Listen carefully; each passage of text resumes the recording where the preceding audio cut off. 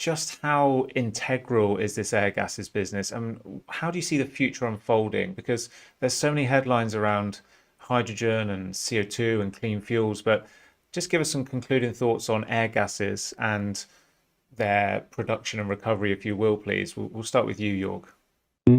Yeah, I think that there are much more possibilities. Now, often also the topics I talked about are the big applications. You need big streams to make something, whether an LNG tanker inert or where you drill for oil, you need an inertization atmosphere and so on.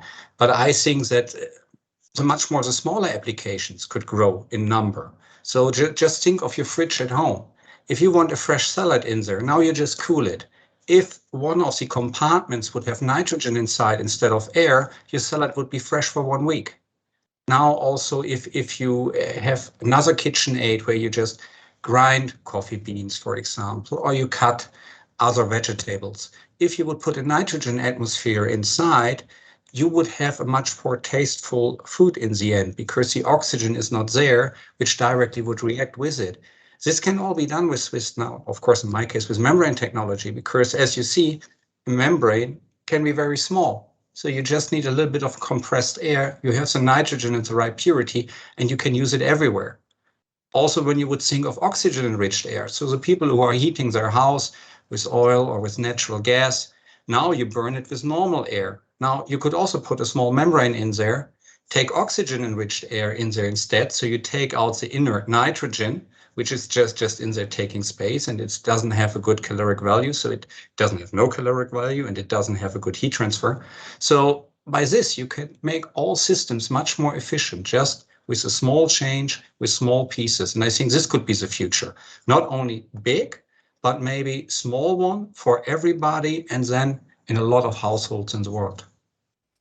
That's great, Jörg. Thanks. And the cynic in me thinks that perhaps some food producers wouldn't be so happy about that, but wouldn't we all love to open the fridge knowing that we've got an extra few days on that food and we're not wasting it?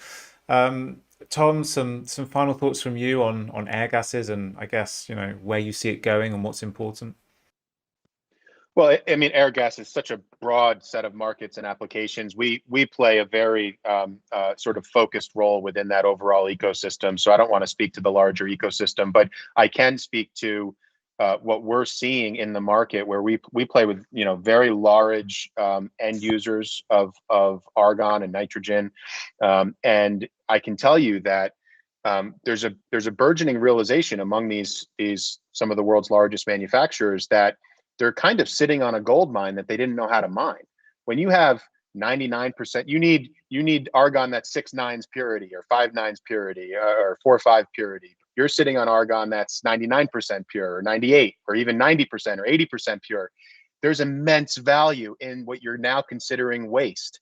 And you just need to be able to extract that gold. And that's what our company is really focused on. It's almost a kind of a slightly delayed version of what's already happened in the helium market, in which because of the price and the scarcity issues, all of a sudden folks are realizing that even a 3% stream of helium, a stream with 1% helium, is incredibly valuable. You just have to know how to extract that, and you need expertise to do so. And you need a business model where it makes sense and you can deliver an ROI on that and have a proper business case formed.